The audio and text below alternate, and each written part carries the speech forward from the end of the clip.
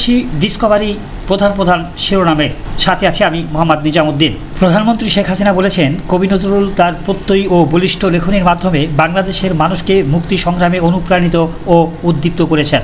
নজরুল সাহিত্যের বিচিত্রমুখী সৃষ্টিশীলতা আমাদের জাতীয় জীবনে এখনও প্রাসঙ্গিক। কবি নজরুল যে অসাম্প্রদায়িক, বৈষম্যহীন, শোষণমুক্ত, শান্তিপূর্ণ সমাজ প্রতিষ্ঠার স্বপ্ন দেখতেন, তারই প্রতিফলন আমরা পাই জাতির পিতার সংগ্রাম ও কর্মে। বঙ্গবাজারে নতুন মার্কেটের ভিত্তিপ্রস্তর স্থাপন করেন প্রধানমন্ত্রী। সেখানে একটি নিম গাছের চারা রোপণ করেন তিনি। এখানে গড়ে তোলা হবে 10তলা বহুতল ভবন, পাইকারি বিপণী বিতান। 2026 সালের এসএসসি পরীক্ষা হবে নতুন নিয়মে, জানালেন শিক্ষামন্ত্রী। শারীরিক অসুস্থতার জন্য দোয়া চেয়েছেন আইন, বিচার ও সংসদ বিষয়ক মন্ত্রী আনিসুল হক। ইউরিনাল ইনফেকশন ও জ্বরের কারণে বুধবার মধ্যরাতে রাজধানীর একটি হসপিটালে তিনি ভর্তি হন।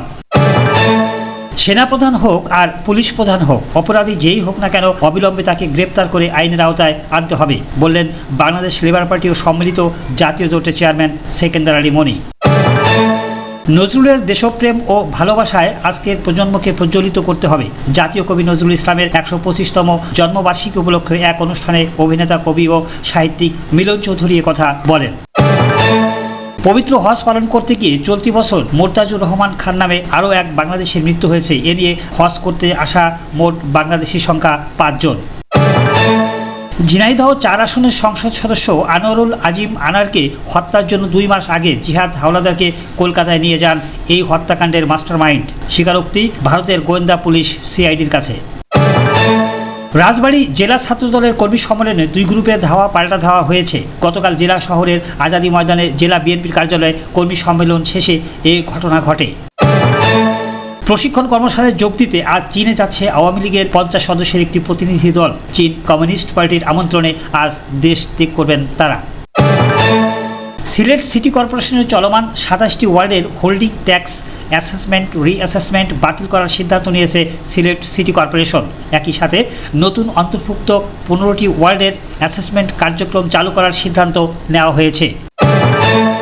যশোর সদর উপজেলা চেয়ারম্যান পদপ্রার্থী শাহরুল ইসলামের মনোনয়নপত্র বৈধ ঘোষণার জন্য হাইকোর্ট বিভাগের রিটের পরিপ্রেক্ষিতে আগামী 29 তারিখ সদর উপজেলা পরিষদের নির্বাচনের সব পদে নির্বাচনে স্থগিতাদেশ দিয়েছেন উচ্চ আদালত। ঢাকার সাভারের আশুলিয়ায় গোপন বৈঠকের সময় জামাতে ইসলামের নেতাকর্মী সন্দেহে 21 জনকে আটক করেছে প্রশাসনিক বিভাগ। তবে পুলিশ বলছে যাচাই বাছাই করে আটককৃতদের বিরুদ্ধে ব্যবস্থা গ্রহণ করা হবে। ষষ্ঠ উপজেলা পরিষদ নির্বাচনের 3য় ধাপের ভোট আগামী 29 মে অনুষ্ঠিত হবে। ওই নির্বাচনকে ঘিরে বর্তমানে দেশের 112টি উপজেলায় চলছে প্রার্থীদের নির্বাচনী প্রচারণা। এর মধ্যে বরগুনা জেলার পাথরঘাটা উপজেলা পরিষদ নির্বাচনে চেয়ারম্যান প্রার্থী এনামুল হোসেনের বিরুদ্ধে নির্বাচনী আচরণবিধি লঙ্ঘনের অভিযোগ উঠেছে। ভারতের লোকসভা নির্বাচন প্রায় শেষের দিকে। শনিবার শুরু হয়েছে 6ষ্ঠ দফার নির্বাচন, আর 1 দফার মাধ্যমে শেষ হবে ভারতের এই সংসদ নির্বাচন। উপজেলা নির্বাচনকে সুষ্ঠু করতে কুষ্টিয়ার দৌলতপুর থানার ভারপ্রাপ্ত কর্মকর্তাকে প্রত্যাহার করে উপযুক্ত কর্মকর্তা পদায়নের সম্মতি দিয়েছে নির্বাচন কমিশন। একই সঙ্গে নির্বাচনী আচরণবিধি ভঙ্গের মতো অভিযোগ বরগুনার পাথরঘাটা ও চট্টগ্রামের চন্দনাইশ উপজেলার চেয়ারম্যান প্রার্থীকেও তলব করেছে নির্বাচন কমিশন।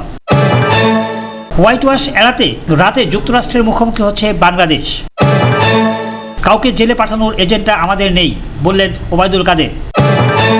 ঠাকুরগাঁয়ে মাটি খুললেই মিলছে স্বর্ণ, এলাকায় চাঞ্চল্য সৃষ্টি হয়েছে এ নিয়ে। অ্যান্টার্কটিকা থেকে আনা উল্কা পরীক্ষা করবেন চীন গবেষকরা। আবহাওয়া সূত্র বলা হয়, গভীর নিম্নচাপটি আজ সকাল 6টায় চট্টগ্রাম সমুদ্র বন্দর থেকে 635 কিলোমিটার দক্ষিণ পশ্চিমে, কক্সবাজার সমুদ্র বন্দর থেকে 570 কিলোমিটার দক্ষিণ পশ্চিমে, মংলা সমুদ্র থেকে 605 কিলোমিটার দক্ষিণে এবং পায়রা সমুদ্র বন্দর থেকে 565 কিলোমিটার দূরে অবস্থান করছে। এটি আরও উত্তর পূর্ব দিকে এগিয়ে ও ঘনীভূত হতে পারে বলে জানানো হয়েছে। ধন্যবাদ সবাইকে সাথে থাকার জন্য।